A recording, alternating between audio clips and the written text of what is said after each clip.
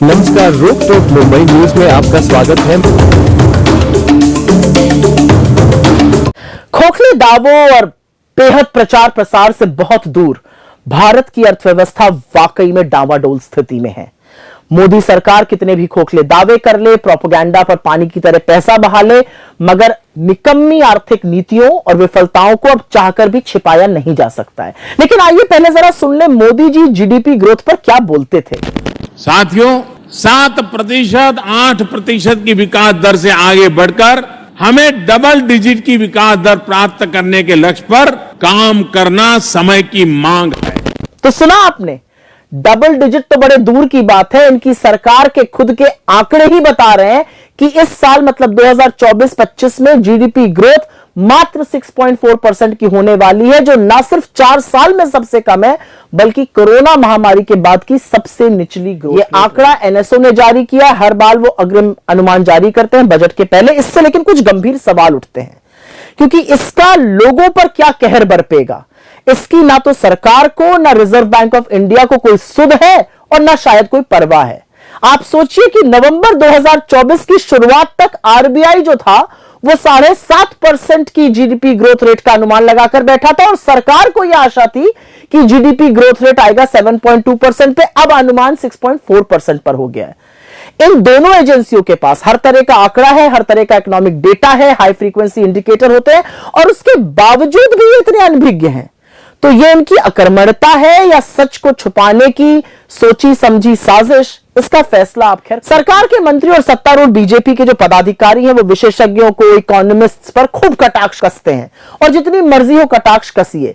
लेकिन असलियत यह है कि इस सरकार ने देश के लोगों को कम ग्रोथ और कमर तोड़ महंगाई से जूझने को मजबूर किया है। इसका बड़ा कारण यह है कि सरकार आर्थिक तंगी की असलियत को स्वीकारना ही नहीं चाहती। तो जब स्वीकारेंगे नहीं तो समाधान क्या, खाक ढूंढेंगे। और लगातार यह होता जा रहा है, पिछले 10 वर्षों में हमने देखा है। खपत की बात करते हैं, मतलब उपभोग, मतलब कंजम्पशन जीडीपी का 2/3 हिस्सा है। इसलिए जब इसमें कमी होती है तो चिंताजनक स्थिति। और यह भी दिखाता है कि मध्यम वर्ग पे और गरीब पर कम ग्रोथ का क्या प्रभाव होता है। डेटा साबित करता है कि लोग आज भोजन और शिक्षा जैसी आवश्यक वस्तुओं पर कम खर्च कर रहे हैं। जो प्राइवेट कंजम्पशन पर खर्च की ग्रोथ होती है वो पिछली तिमाही में 7.4% थी, अब घटकर 6% रह गई है। एफएमसीजी कंपनियां, वही कंपनियां जो साबुन, तेल, शैंपू वगैरह बनाती है, उन्होंने ये बड़ा खुलासा किया है कि अब छोटे छोटे पैकेज की जो मांग है वो ज्यादा हो रही है। तो यह स्पष्ट करता है कि लोगों के पास जरूरी सामान खरीदने के लिए भी उपयुक्त पैसा नहीं है।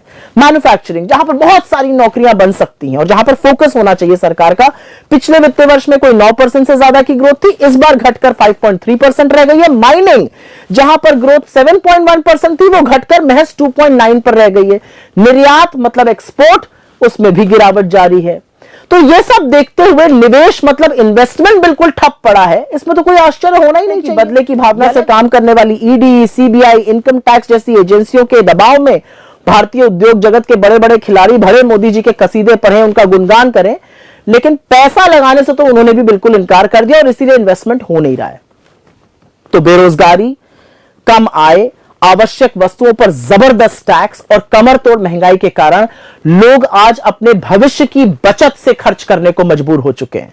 जो घरेलू बचत है वो 50 साल के सबसे निचले स्तर पर है। यही नहीं, आज जीवन जीने के लिए लोग जेवर गिरवी रखने को मजबूर हैं और ऐसा करने वालों की संख्या में 50% की बढ़ोतरी हुई है। लोन लेकर ना चुकाने वालों में 30% की बढ़ोतरी हुई है।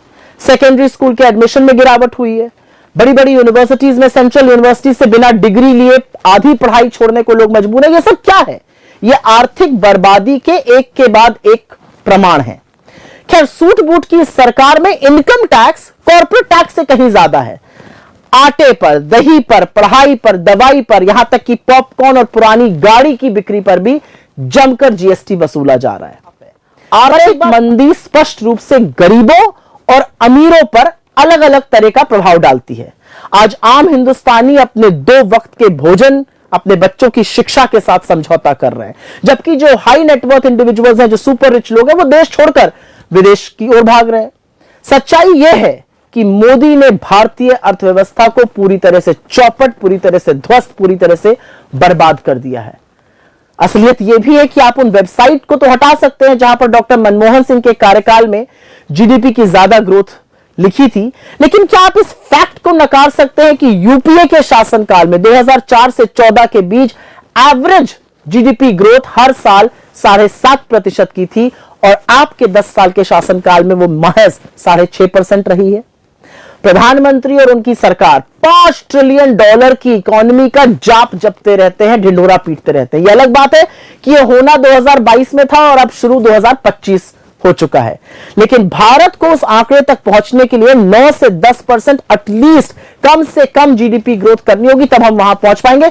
इसके बारे में कोई चर्चा। खैर, अर्थव्यवस्था चलाना कोई रॉकेट साइंस तो है नहीं, कोई मुश्किल काम तो है नहीं, लेकिन सरकार को समाधान खोजने से पहले समस्या को तो स्वीकारना होगा।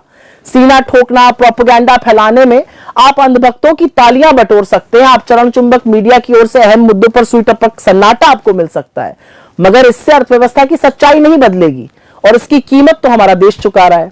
आने वाले केंद्रीय बजट में वैसे सरकार के पास एक मौका है कि कंजम्पशन, इन्वेस्टमेंट, उपभोग, निवेश दोनों पर ध्यान दे और उसको बढ़ाया जाए, मगर क्या सरकार अर्थव्यवस्था को सुधारकर देश को प्रगति की ओर ले जाएगी या पूरे देश में खुदाई करा के मुद्दों से भटकाती रहेगी?